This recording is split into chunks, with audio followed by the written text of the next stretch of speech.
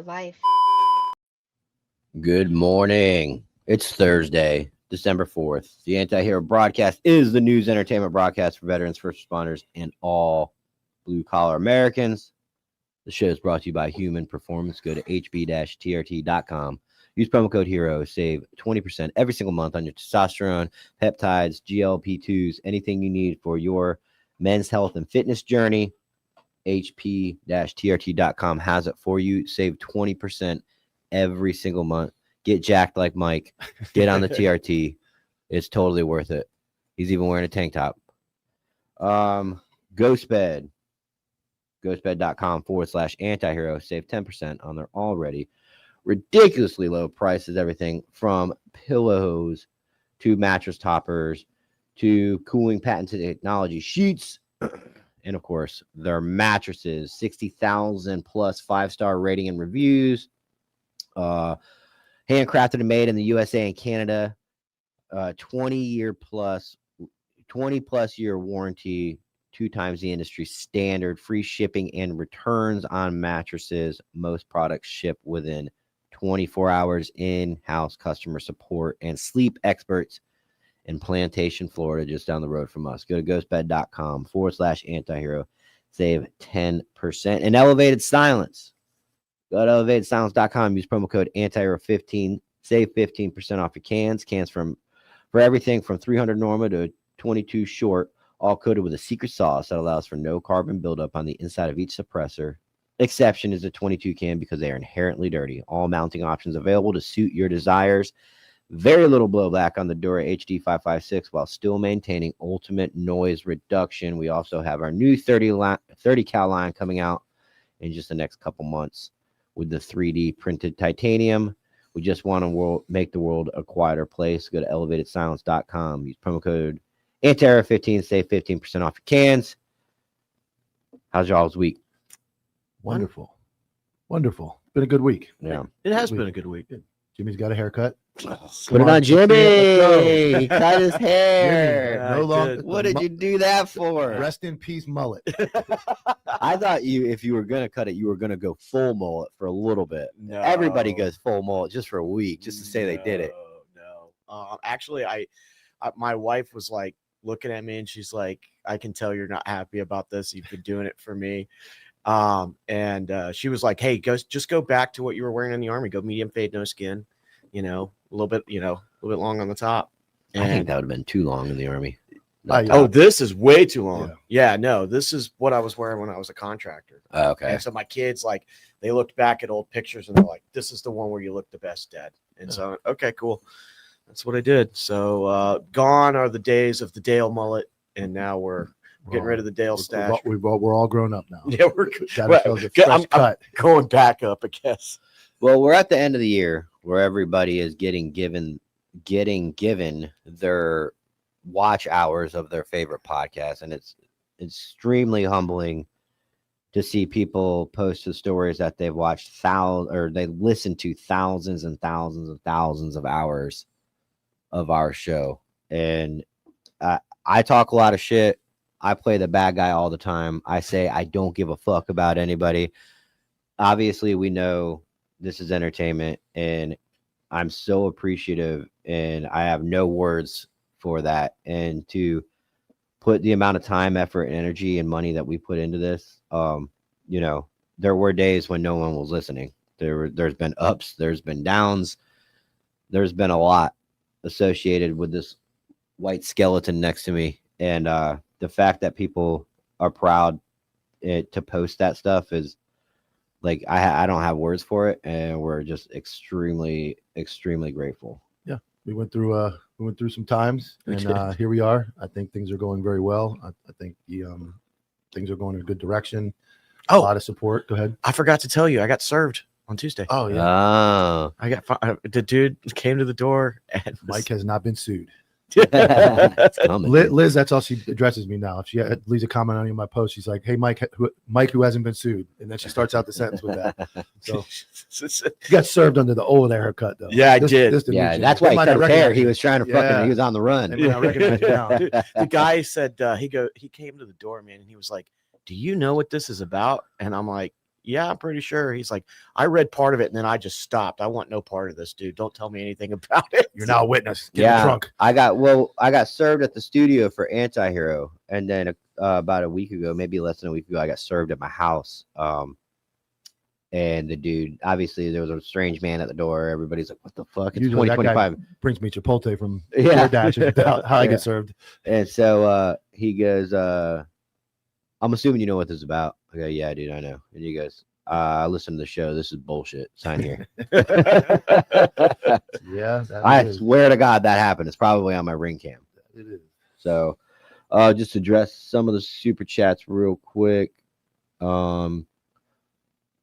CC says, "Was it really 6 million? Oh my gosh, we're getting there. We're getting there. We're saving the best for last, guys." Did you double check your cameras in the studio? Yep. The audio. Yep. Yeah. Mike was in it. Jimmy, 10. myself, and we were all here at 10:10. Lewis was over there. We made sure everything worked. And then right when we went live, I told Lewis I couldn't hear anything, and my mic wasn't working, just to watch him. He scrambled. He took his headset off and looked at me, and I'm like, "I'm just kidding, Lewis." I mean, he should have known when Mike was like, "And I can't see." Yeah, I can't see you. Everything's good. And Dylan says it's been done. Jimmy has got me addicted. I'm assuming Dylan, he's in my show last night on Hot Topic. Dylan is everywhere. Yeah, Bought some merch. Dylan. Bought some merch. He's probably too young for that. The Dave Chappelle. Dylan. Let me address two things. One, make sure you get in our Patreon. We're doing updates. You're getting studio updates. You're getting behind the scenes updates of everything that's going on in the anti-hero world. And I got a DM this morning. Make sure when you go to the website, theantiherobroadcast.com. If you go to antihero.com, it brings you to something somebody sent me in my DM. So make sure theantiherobroadcast.com. That's where you get the merch. We're updating that. There's going to be more merch dropping, and Patreon will always see that stuff first. And we're taking ideas from Patreon as well. So yeah, sure and you get to see. We post I don't really post too much on social media, like videos or anything of me. That's where I save it for Patreon. Like if you're thinking about getting the 12-foot white people Christmas tree. Yeah, double think it and go to Patreon and watch what happens when you try to put it. I hadn't logged in my personal Instagram in so long that too far gone. Yeah, I was like, holy shit. So I was like, I'm now Patreon, answering questions in Patreon. That's the easiest way, obviously, to handle it. Yesterday, I was completely out of the loop. I was dealing with a bunch of garbage, and my Cobville DMs backed up like 90 DMs. I couldn't. It was bad, and it's like, so Patreon is first priority for everybody. Not that everybody doesn't matter, but that's the easiest way to sort everything out, is get to the people that are willing to throw us a few bucks to help the cause and help us get everything out. Yeah. Yeah. So, dude, it sucks too, because somebody used the Patreon promo coupon code. What is it called? Like a promo code. Yeah. Patreon has got its own really awesome promo code for Counterculture Inc. threads, and he ordered a hat. And you want to know what sucks? Is that it's Brady Biggs. He's always in here. Huh? Yeah, he ordered a hat, and it's crazy because I knew I had one left in inventory, and then I went, and it was gone. Is it that one? No, it's a black curve bill hat. Okay. No. Oh, did I take that one too? I don't know. Did you? I think my wife's wearing it. Oh, that's sorry, Brady. Dude, don't look at me. No, that one I did. Yeah, dude, I did. I didn't steal no hats. It was the last one. I'm making more. I sent Brady a message. I was like, did you see me take it? Did you watch a video? No, you came out with it. Okay. You kind of came out like Jimmy with the C4, though. No, I didn't. Because I took this one too. I took them both, and I'm like, nah, we're making more. Those ones were. My wife is she wears hats everywhere, so always. I love that design hat. It's really good. If you look at mine, I wish I had mine. Mine's destroyed. So is his. To prove that I gave it to my wife. Yeah, mine is white from sweat. Like I wear it so much, it's done. But we're making more. It's a basic curved counterculture hat. Really good design, aesthetically pleasing, if you will. It fits really well, and I have trouble with hats. It has to be perfect. And this one I like. This one I like, and that one is. I can't wear any other hat. That's why. And my wife doesn't. She's really bad. But that one was like perfect. We'll replace y'all's gross ass hats when they come in, because it's good. I know Jimmy used to leave his on there. I'm like, damn, dude, he wore had that hat quick. for like 5 years. Yeah. They go. I mean, obviously, I wear in the gym a lot, so I sweat. You can see this hat right here. I don't sweat in my hats, and they just get brownish and gross. And anyways, we're gonna get with Dom Izzo to go over some stuff. They want my hat brim bended more. This is not the point. This is a snapback. This is snapback. The point of the snapback is flat. If you want the curve is the other one. fitted hat. No, well, I mean the counterculture curve builds I have are still snapback. I got one for sale, but it's $100. The used one.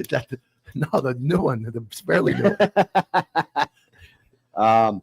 The Somali crisis in Minnesota has gotten worse. Oh yeah, It's so the mayor has gotten worse. Here's where it all kind of started. Was it right? the chief of police? I'm sorry. Yeah. So let me go back here. Pull up my notes. So the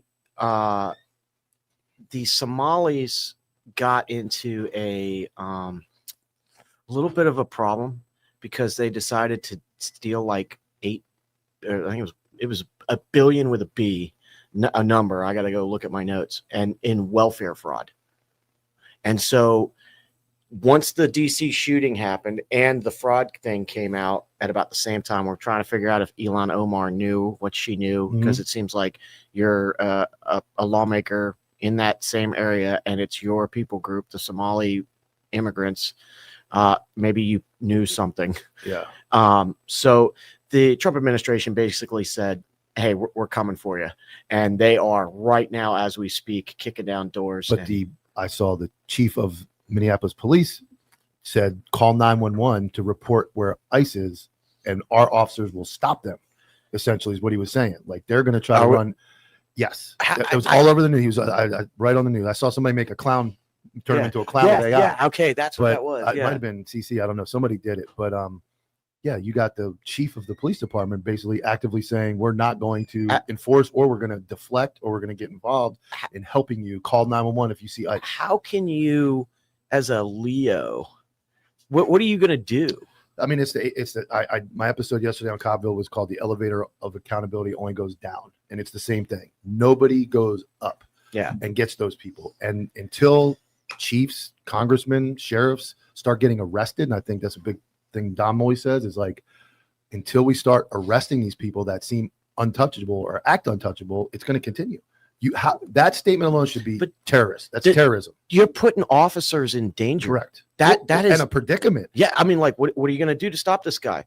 Like, okay, so you're covered under state, but that don't stop federal charges, homeboy. We talked about it in Chicago and DC, where we covered that one story where they were told to stand down. Yeah. So now you have government police being attacked or whatever, and you got an entire police agency that responds and says, we're not going to help you. Can we say the C word now? Can we say that this is how we end up in a civil war?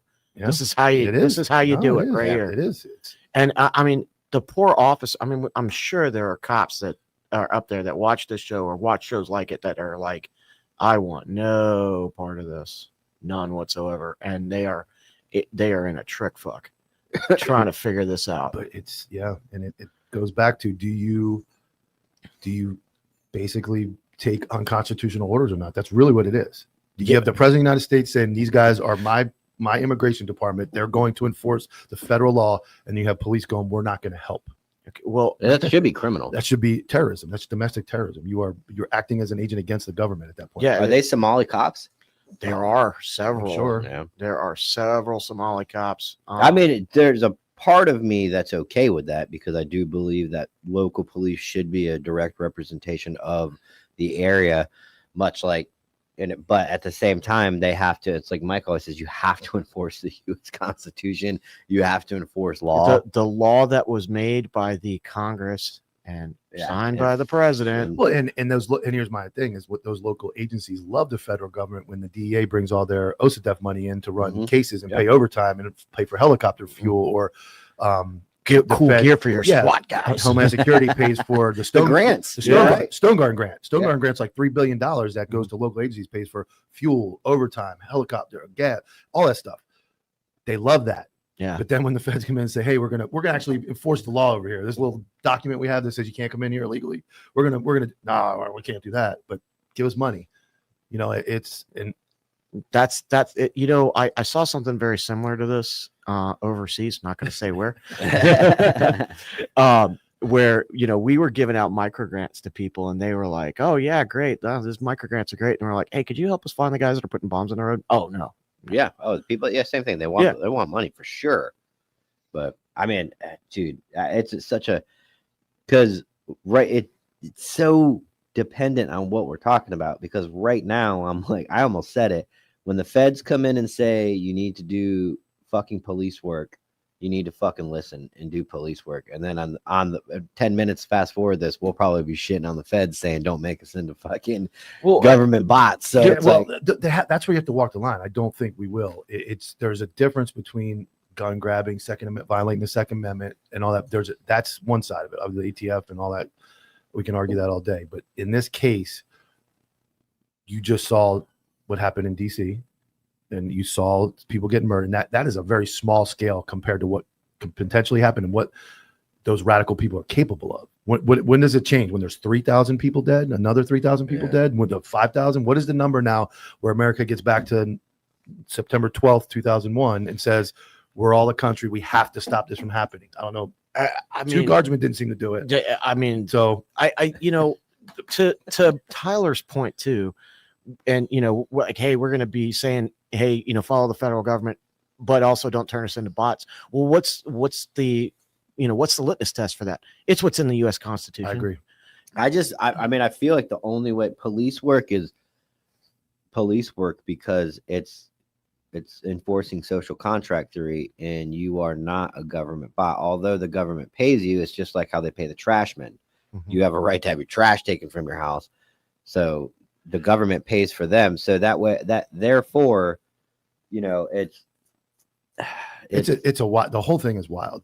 When I start, it's almost like space to me. When you start thinking about how far away things are, when you think about standing in the United States soil in one place and standing on the same soil 1,000 miles away, and it's like you're in 2 different worlds. Well, I always the same U.S. Constitution, but 2 different worlds. I always argue this: in the hood, you don't need 22-year-old white kid college grads out there trying to enforce hood law. No, it doesn't work. No, that's the same as 26-year-old federal agents fresh out of college going into Minneapolis, where many of the people support this. Mm-hmm. And so should the actual cops that are on ground there, the local cops, should they be Somali and enforcing?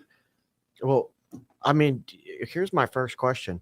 Was there a question to join the police department on whether or not you're a U.S. citizen? Yes. No, they don't question you, but it's a prerequisite. Just like, that's what. No, I'm not. I mean, like, does it say you have to be a U.S. citizen? If no, you have to answer one of those. I have my XYZ. Like, I'm a naturalized. I don't citizen. even think you. I think you can be. I think you got to be a U.S. citizen. Well, it may depend agency to agency. Well, we covered 2 years ago. We covered when LAPD had their first recruit ever that was a non-U.S. citizen in the academy. Yeah, now you have one in Chicago that got detained. What happened? The one in Chicago we covered. Yeah, so Tom talked about it. The guy was a non-U.S. citizen. He's on a tourist visa that expired in 2015. They arrested him. Yeah, he was probably on a good cop, too. On duty. No, he's back. They arrested him on duty, made it aware that he's not a citizen. Mm-hmm. He was processed, and now they brought him back to work. They didn't contest his bond. So I don't know what that means. So you have a non-U.S. citizen, enforcing U.S. law, the U.S. Constitution. That's crazy to me. That whole concept is nuts.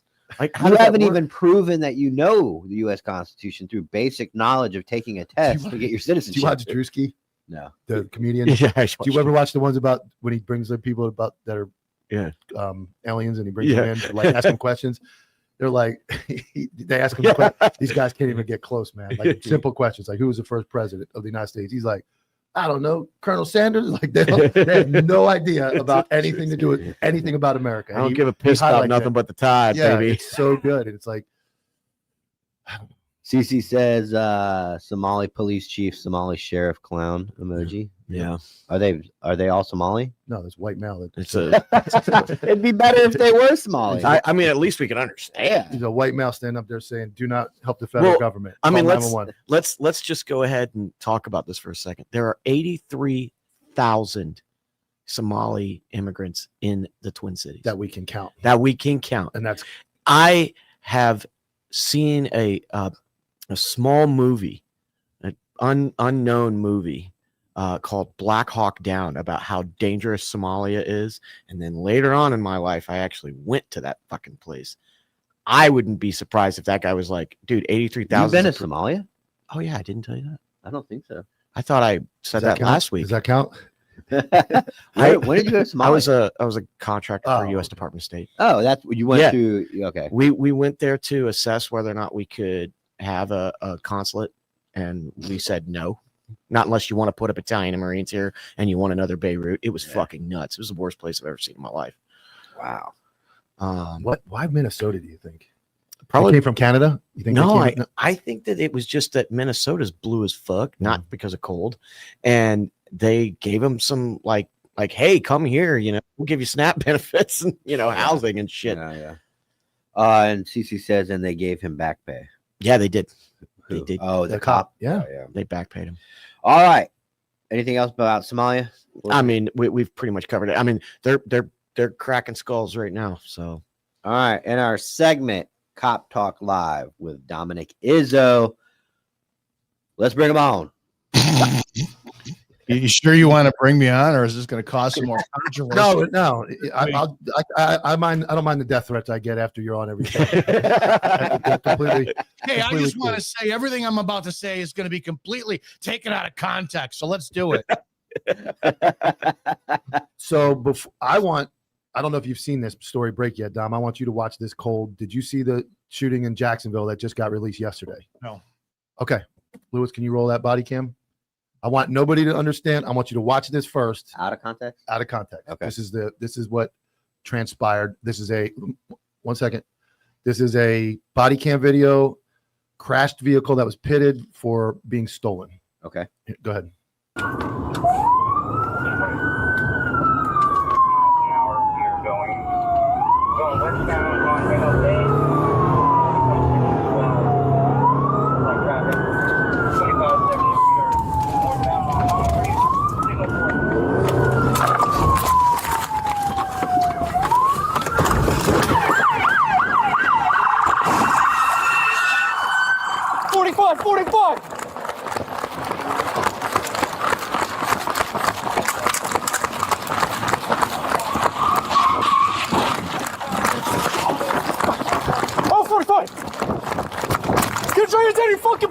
Fucking shoot you! Take your hands out of your fucking pants! Take your hands out of your pants! Turn on, get on your back!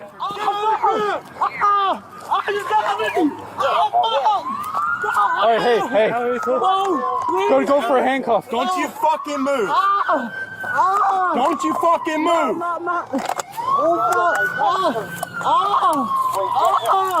That's good. They immediately cuff and render aid. He runs back to his car, brings the car up. That's all you have. That is a 14-year-old unarmed black male. Okay. Video came out yesterday, so the charges. Get ready. So they were in all you have right there is they were in a stolen vehicle. Their knowledge right now. They're no, you're gonna get to see their knowledge. But Okay. what I'm saying, what you guys are seeing is that is all that was a stolen vehicle. He was unarmed. There was no gun on him. The officer's running after him. He's reaching in his pants. That's downtown Jacksonville in the middle of the war zone. Okay, so it's a good shoot either way. Okay. It is. But now I want to what MLK Drive, and he was black. I mean, what it more looks so I know Ben Crump's coming. This is they just released this. They waited. So here is this is what really was going on. This is the state attorney who accelerated the investigation and gave a statement yesterday as the video was released to prepare for what is going to be a disaster. Go ahead. Conference today to discuss an officer-involved shooting that occurred on November 1st. Though the incident has not yet drawn media attention, we expect it may once the body-worn camera footage is released. Because this case involved an unarmed teenager and a very unusual sequence of events, our office has accelerated its investigation and legal review. In just 30 days, we completed a process that typically, as you all know, takes between 6 and 12 months. And because we anticipate community interest, we believe it's important to clearly explain to the public our office's role in officer-involved shooting investigations, as well as our legal conclusion. So our office's role in these matters is narrow but critical to determine whether a shooting officer's conduct was criminal or not. That's it. And so today I'll walk through the facts and the law that led us to conclude that this shooting officer's actions were not criminal and were in fact lawful. Around 6 p.m. on Saturday, November 1st, 4 teenagers in Northwest Jacksonville planned and carried out a theft of a DoorDash driver's car. They placed an order, distracted the driver when he arrived, separated from him from his vehicle, and stole his black Kia Optima. Pause it for 1 second there. That auto theft. So in and of itself, that sounds like a stolen, very minor. I mean, it wasn't a carjacking. It was just a, Yeah. It was stolen borderline. vehicle. I mean, It's a property crime. and if anybody, yeah, it's a property crime. So it sounds like, oh God, now a kid died over just jumping in a vehicle. But now listen to what they were dealing with all at once. And my point of this is, you call me liberal Mike, I'm done. Like this is not going on anywhere else but in these hood neighborhoods that these cops don't deserve to be dealing with this. So continue to go with all the calls that were going on at one time. Listen to this. That auto theft set in motion a chain of events that ultimately led to one of those teenagers, a 14-year-old, being shot by a police officer after fleeing from a dangerous crash scene. A little over an hour before the shooting, a rapid series of 911 calls came in reporting 3 different felonies: an auto theft, a hit and run, and a drive-by shooting. These crimes occurred both close in time to one another, actually within minutes of each other, and close in distance, within 2 miles. And because of information reported, they appeared, in fact, to be related. Okay, you're good. You're good. So what happened was you had, my point of this, you had a drive-by shooting, an auto theft, and a hit and run, all felony, all criminal, and the suspect vehicle in all 3 was a black Kia. Okay. So these guys are chasing a black Kia with the knowledge that all those events had just occurred. Yeah. So they reasonable to believe that the guy died at the drive-by. So it was a homicide. Okay. So what is going to be spun is this was just a stolen car and poor Johnny got killed. What really happened was those poor cops dealing with, imagine where else in America can you go, pick a neighborhood anywhere on earth, that those 3 crimes occur within 3 minutes of each other. You're actively responding in 1 minute to a drive-by homicide. I will say Orlando, but Jacksonville handles it better. Correct. But most people can't even imagine. Your suburban white people can't imagine that there's a drive-by, a grand theft auto, and a hit and run fatality within 3-4 blocks, mile of each other, 2 miles, she said, all at the same time with 911 going off at once. And these cops have to figure out everything. And the suspect vehicle in all 3 is a black Kia. Now, was it the suspect? That was not. That was just, they were not related to the shooting. But as the information was being disseminated in their heads, they were, when she said a sequence of wild events, they were connected. Okay. They thought the drive-by shooting and the theft were all related. And that's why it was probably just another stolen Kia, dude. Come on. Yeah. So I wanted Dom's opinion on that. Obviously, the video look, Ben Crump is probably already there. And I want Dom's opinion on this. I'm sorry, what? Go ahead. Do it.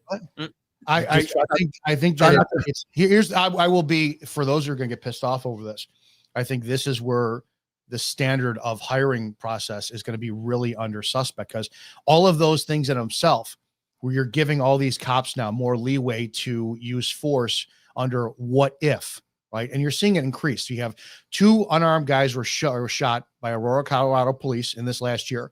One was the that guy at the airport who that cop just, he wasn't even under threat, right? Then you had the older guy who the suspect had a gun, threw the gun away. The cop punches him in the back of the head, guy turns around, squares up, cop shoots him. You got Mustang police, female cop shows up for a mental health subject in crisis. Taser doesn't work. Family members are saying he needs help. The guy had a pair of gloves in his hands. She shoots and kills him. Police chief says he could have escalated it. And that's where we're at right now. So I know it's going to piss a lot of people off, but you have to look at the totality of the circumstances. We talk all the time. We are lowering the threshold of police professionalism and increasing they're just human. They're just human. I get it. Adrenaline dump pursuits are the worst. Pursuits are the absolute. I've been in 5 pursuits. They are the adrenaline dump. You get out, your foot is on the face of the subject with your gun pointed at him, and you need one of your partners to go, dude, he's in cuffs. You don't put your gun away. I get the adrenaline dump, but you're looking at things where we're making excuses for cops. Look at this in that video alone. is it, you guys are firearms aficionados. Is it reasonable to state that you're really in danger? I know a lot of people are going to go, yeah, but what if a subject is running from you at full speed in low light conditions and they have a gun? What do you think the accuracy of them turning and shooting you downrange in low light conditions running is? Are they going to hit you with a target? It's probably usually pretty good. Really? Obviously, if you're on a range, they can't hit each other. They can't hit each other in their own drive. No, they seem to be able to hit the cops really good, though. I haven't seen that too much. My whole point is this, and I get the defense on it, but here's the deal: is now you're asking for a level of professionalism to increase. Okay, yeah, you've got all this shit going on at once, but don't we want our cops to go, fuck, I got an adrenaline dump. There's 3 things going on at once. All of us got this. I'm going to take the chance and I'm going to shoot to cover my own behavior or my own ass. Or is it, hey, last time I checked, especially when it comes to deadly force, it's not the subject could have a gun. You have to stop and be able to say, I saw an object that looked like a gun. I saw an object that could be perceived as a gun. Just somebody running and reaching in their pants when you can't see shit. We have lowered that threshold because we have shitty cops to say, well, he could have produced a gun. And it's going to get worse. You're going to get cops who are going to show up on scene. They're going to go, hey, do you have your driver's license on you? No, I don't. And then because they can articulate, the guy looks scary, they can pump 15 rounds into the car. That's where we're going. I agree slightly and disagree. Where I disagree is I think this is a cultural issue. And in these situations, I want you to find a neighborhood on the beach, suburban America, where these types of crimes are happening over and over. It seems to be happening in the same place. Of course. And now the ones you highlight at the beginning are absolutely atrocious. And I put that on the location, lack of training, lack of ever dealing with real crime in their lives. In Jacksonville, I'm going to side with these guys on this one more because they're dealing with war and we're not seeing it every day. And I understand what you're saying as far as possibly could be armed, but I have a very liberal friend that lives in California and he sends me videos like this and says, or when cops get killed, he goes, why didn't the cops shoot him sooner? Well, because he's got to wait to see a gun. I don't always agree with that they have to wait to see a gun. I agree with what you said at the beginning about those incidents. They were absolutely unjustified, did not need to be shot. I side with the cop on this one because I don't think, based on just the call alone and the 3 calls happening and where they work and what they see every day, I don't have to wait for that dude to go over his shoulder with the miraculous round that seems to always find cops, hit me in the thumb, ricochet into my odor, and I die. Oh, and I'm not saying that. I'm saying I know you're not, but I'm saying overall, I agree with you. Here's the biggest problem. The biggest problem is your argument, which is true. Well, now you just set something up that needs to be law. And I'm going to say it because nobody else is saying it. Blacks need to be policed differently than every other culture out there then. If it's a cultural problem, I agree. That means the laws need to change, and we need a different set of standards to 100% say, it needs to be testimony, and it needs to be standard. Your Honor, the subject was black. The subject was from this neighborhood. Pattern recognition says that it is a higher likelihood that blacks will resist. They will deploy firearms on us. I therefore can now increase my Graham v. Connor, my reasonable suspicion, my everything, you name it. And I can use force quicker because it has been proven historically, time after time, that blacks are X and the rest of the community is X, Y, and Z. And I always, as I said last week, statistics don't lie. Statistics don't lie. And in this case, it'll be he's racist. He's not. I mean, if you think that dude jumped out of his car because that kid was black and shot him because he was black, that's insane. And it will be said. And if you watch the video further, it's on there, Jacksonville's website. YouTube, he runs back to his car frantically, speeds back to the scene, and they administer aid. They do everything they're supposed to do. I agree with you. Like I said in the beginning, in this case, with these circumstances, the statistics and the videos and thousands of videos we see, it is consistently young black males in high crime areas that are shooting cops, shooting their own people. Just last week, what do we have? A birthday party shot up and 10, 11, 12 people killed. Do you think that the reason why policing is going the way it is, first off, much like how the car coming straight for you 10 years ago, you could dump 15 rounds into it, be justified. Now, I don't know if it's called case law, but essentially somebody somewhere said, you're not in fear for your life because you're standing in front of the car. Therefore, now you cannot shoot into a car. Do you think it will be the same thing?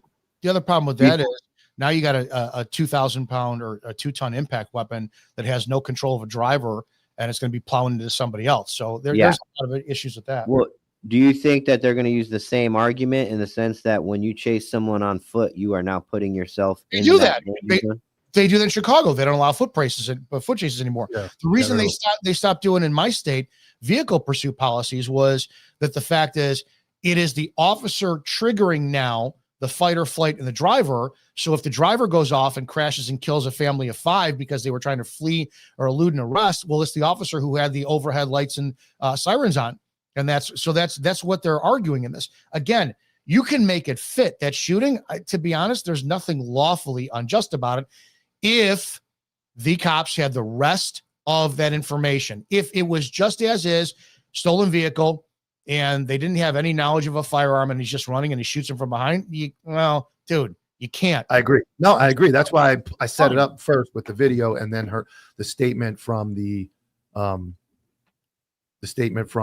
attorney, because all those factors in. And even you, as much as you were not maybe against it, but pointed out, you made your point, can understand all those factors combined, change it a little bit versus just shooting an unarmed black guy in the back.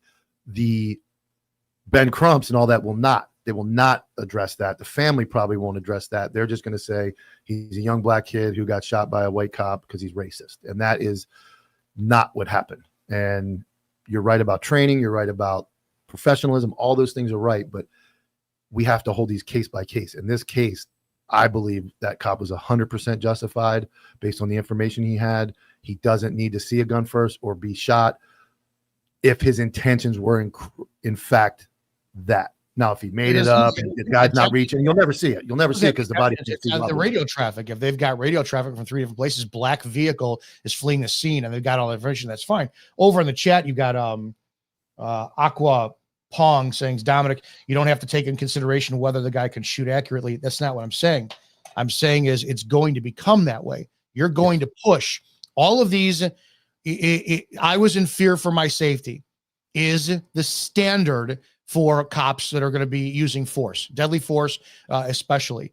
Well, when you get, and I've talked about this several times, with the 30 by 30 agenda is going to change the landscape of use of force on people, including all the way up to this. If you have, if the 4 of us are capable, able men who are tactically trained, are of imposing figure and whatnot, and you reproduce that to have a department of 100 of us, well, that's the baseline, 100.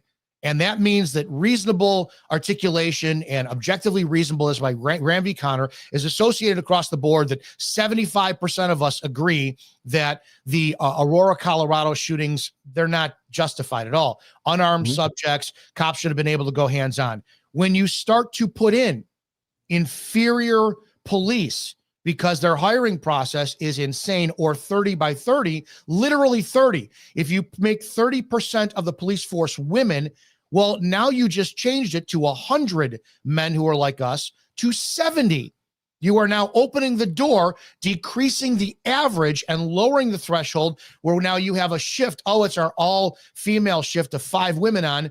Well, now all 5 women across that board, 100% objectively reasonable, say you can shoot someone like that. So you are lowering the threshold. What I'm saying is, yes, you can lawfully articulate it, but over time, the more you have cops just Indiana Jones, show right up, the swordsman right there, fuck it and shoot him, the more you are going to change it to where lawyers like Ben Crump will go, really, officer? We saw Mike Brown out of Chicago do a turn and shoot demonstration on a range day. And Mike is a former police officer, adjunct professor, and a firearms expert that trains hundreds of thousands of people every year. And he can't shoot a target like that. So you're going to say you were in reasonable apprehension of being shot? This is where I'm saying the lawyers will create these arguments. And you're right. The argument can be created. I stand with what somebody said. You can't judge, though, the potential accuracy of a round. No, that's because change to say you have anything could happen before you. But I think where we differ is, I guess which is right. You're looking at it from the broad level. You're bringing the Aurora shootings in to this one. I agree that those ones are bad, and what that does, it gives you your platform to say police are acting wild, because they are. Those shootings are horrendous. And it takes away from Jacksonville guy, because he's actually doing things based on what he's really seeing and what he's feeling. And in Aurora, they're just shooting people. is what I think you're saying. The only way to fix that is to say that you can police differently in different communities. And the next time you get some social justice or Ben Crump going out there going blacks are targeted, you need police command to push back as hard as possible and say, all right, let's talk about the black community. They are out of control in our town. Our tactics are lawful, they're justified, and we're going to start using them harder. But command staff doesn't do that. And maybe he will. I hope he does, because that was the point I was trying to drive forward.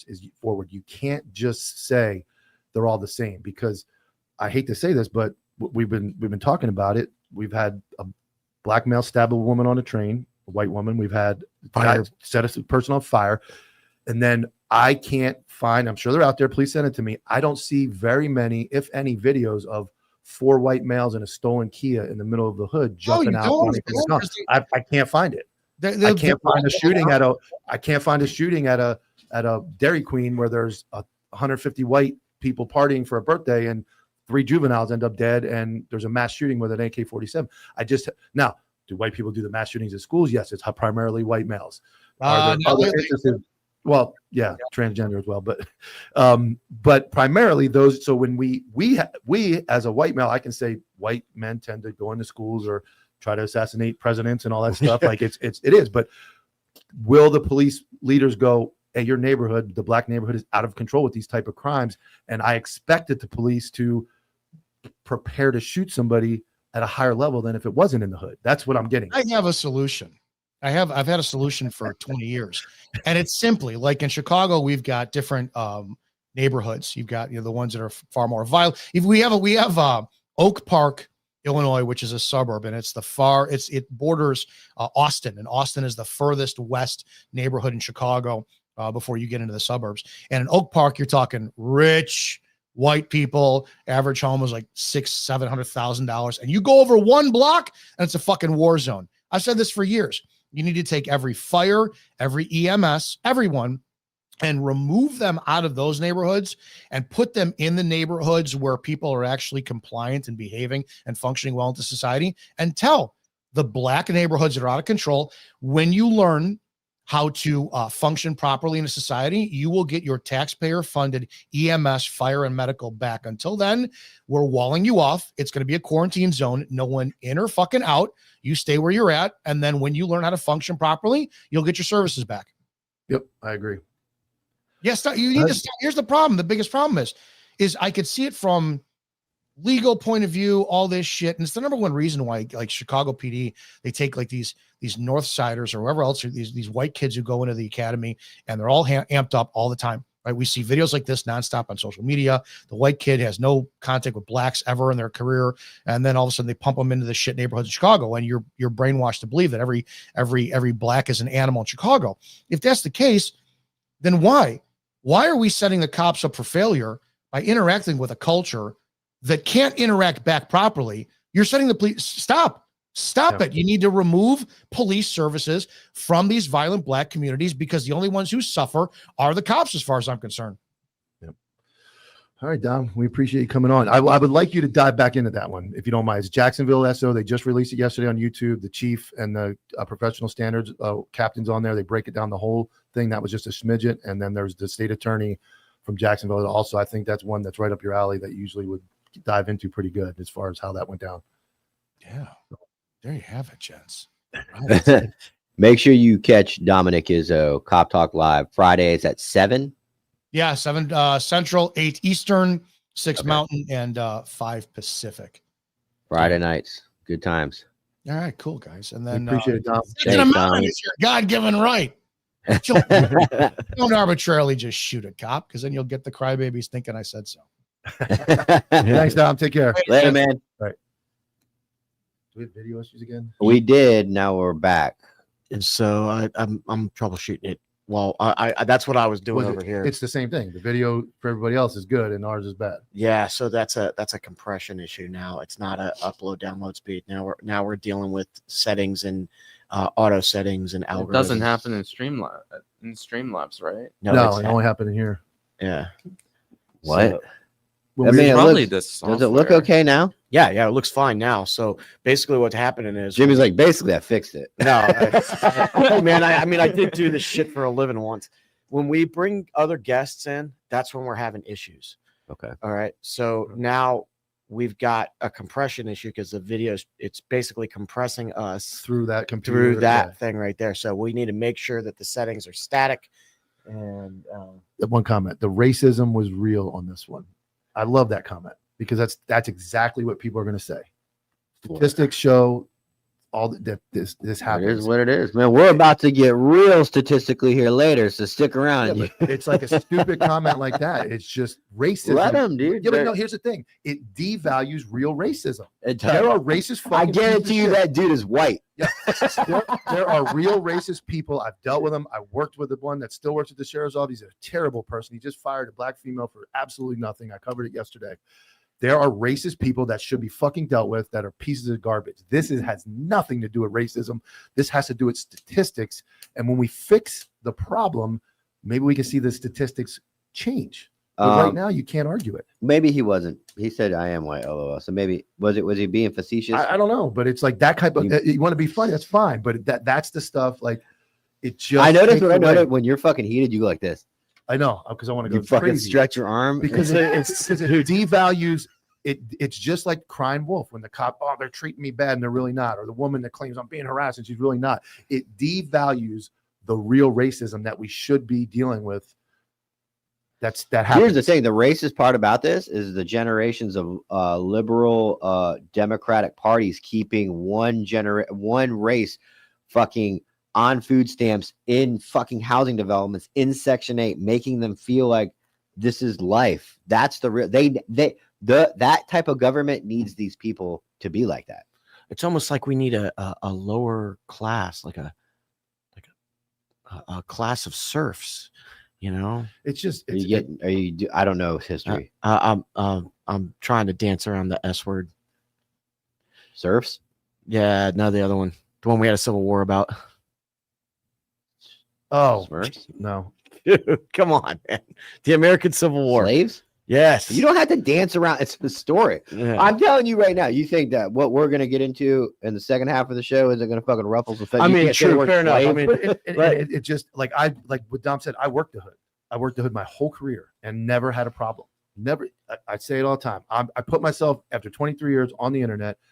Where's a person calling me a racist? Where's the person saying I mistreated black people in the community? There isn't. Only Russian ladies. Yeah, Russian ladies. But he's right about that. It takes a certain level of connection and ability to work that neighborhood fairly, because you can't just go, oh, I'm in a black neighborhood, everything's bad. They're not. There's amazing people. Absolutely. It's in every neighborhood. There's great people who are struggling to get by while crime is rampant. It just is. There's more crime in that neighborhood.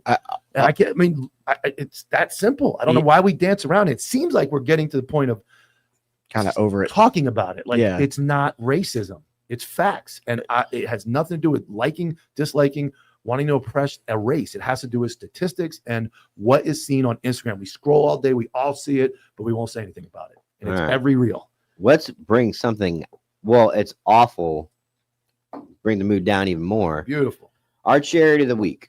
We don't have much on it. It's a child, so they don't want his picture out there. But we'll put more info out as we get it. But we want to put it on the show now while we have your guys' attention. Like I said, we try to do a charity, a GoFundMe, something. And this isn't asking for any money. It's a boy named Weston. He suffers from Ewing sarcoma. And we got news that he might not make it to Christmas. He loves Christmas and everything to do with it. We're trying to get people to send him a Christmas card from each of the 50 states or even beyond. It can be mailed to, I'm going to say this, so write it down, and then I'll put it in a reel. So maybe if you didn't catch it now, you can go catch it on Instagram or something. They can be mailed to Weston Strong. That's the group name. 9 Park Ave, Salem, New Hampshire, 03079. Again, he's asking for Christmas cards because he's a little boy that's not going to make it to Christmas. Can you imagine being that parent, dude. No, I can't. Fuck. So, I put it in the chat, by the way. I just typed it up as you were reading it. oh, you got the address? Yeah, 9 Park Ave, Salem, New Hampshire, 03079. Jimmy's on it, dude. Dude. The hair's not in his way now. You can, Nah, see, you can see the screen. it's a Kim's game, man. It's a Kim's game. We play them in sniper school. Drink, boys, drink. I'm going to pin the message. So, Okay, got it. 9 Park Ave, Salem, New Hampshire, 03079. Perfect. I pinned it. It's at the top.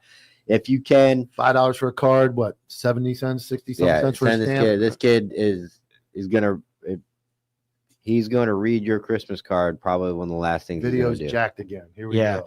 So when we get done, we're gonna forget the Wi-Fi settings, and I'm gonna reset this fucking router. Why didn't we do that to begin with? That just because we did it once doesn't mean I don't know about the Wi-Fi setting. We never talked about that. I'm just going like, all right, I'm axing it. That is crazy. I don't know. It's I mean, so the router is wired. I'm looking at wired into the computer. That's correct. Yeah. That doesn't mean that Lewis, make sure that we're not connected to the Wi-Fi. It could be. It's got to be something to do with these cameras going Yeah, in. it's Ethernet. Okay, so it's not the Ethernet. That's not the problem. We've eliminated that. This studio is filmed with these cameras for a year, and then the last studio a year The before. only thing that's changed is StreamYard. So No, maybe but it was doing StreamYard that can't- before StreamYard. Was it? No, it wasn't. No. No? I think, no. No, I think it never only did that. started when it was in StreamYard. and Then has to do it with has to do with some compression. of these settings, and Yep. there's so much data coming in through that Yep. one program and multiple cameras and all that. That's got to be what it is. Yeah, we have to upgrade. So Upgrade to Well, another well- software. We'll figure out a solution after this stream. There we go. Lewis, he said, "Move it along." Well, I mean, the problem is I wouldn't watch a fucking I know. podcast like this. I wouldn't I either. wouldn't. So I don't know. Lunch is early today. Dude, it's not. I'm firing fucking everybody today. What the fuck is going on? Yeah, I Let's mean, see. we might have to eat up the guests coming in versus the string quality is obviously way more important Well, because but the guest came in, so now it's going to be shitty because the guest came in. no, I once? don't know that that's it. I'm saying that in the other program it never happened and we never had to worry about it, but we just couldn't have guests in Stream Labs. There's also Riverside. There's other programs out there that do the same thing this does, but this program, I don't know. Doesn't make any so sense to me. I've been looking at it. I've been trying to troubleshoot through StreamYard right now while you guys were talking. Wasn't that I wasn't paying attention. I haven't had anything to drink. I know you're serious right now. I'm sorry. Yeah. So the next thing we're gonna do is just try restarting the router, and then we're gonna work the camera settings. So Well, what do we do? Do we end the stream, try to do it, and come back at like fucking 12:30 or something? Like, I mean, because what happens is it's the same thing. I don't know if you guys fucking know this, but we ended the last stream and then they fixed the problem 5 minutes later. So we went the whole fucking time without. This isn't a problem. This isn't a problem. The last one was a problem. That box needs to be reset. This is nothing anybody did wrong. This is No, nothing. but I'm saying if we fix it, I don't want, like, what'll happen is we'll end the show and then be like, guys, we fixed it. So, I mean, we haven't fixed it yet. yeah. So should we just fucking bite the bullet, end it, and then fucking launch another one at 12:30? I think that's exactly what we should do.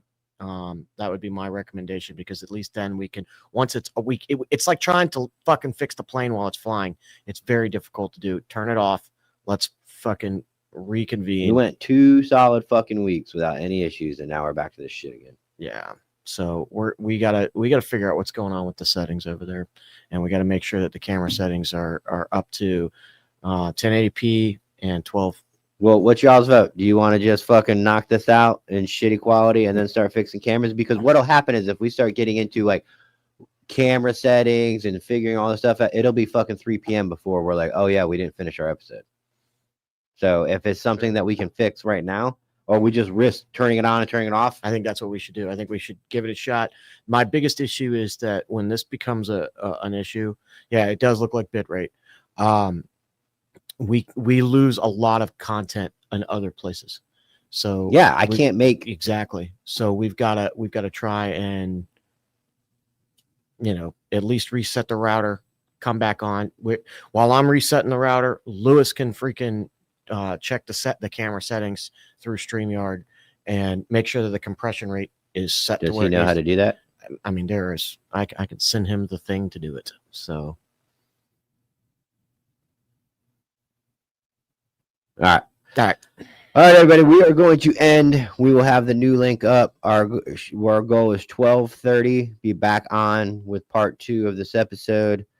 If it's just me raging in here, breaking everything with a sledgehammer, that means everybody was fired or quit, and I'm done with this fucking show. It's not gonna happen. So go ahead and end the stream. We'll be back at 12:30, guys.